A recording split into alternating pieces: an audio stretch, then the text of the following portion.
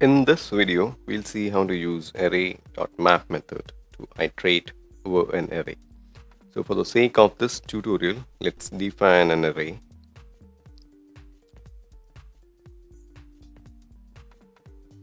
Here I'm going to define a city array, which will have a name of a few cities.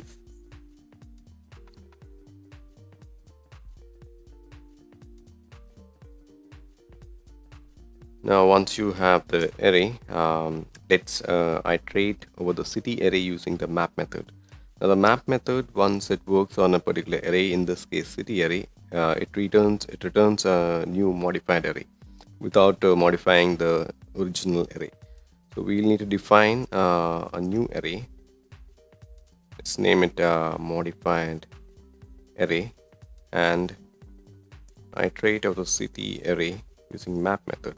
Now map method, it accepts a function callback. Now this function callback is the one which modifies the contents of the original array and returns a new array. So here inside this callback function, I'll convert each of these items to uppercase. Now if you see or check the content of the modified array, we'll be able to see that it all contains uppercase city names.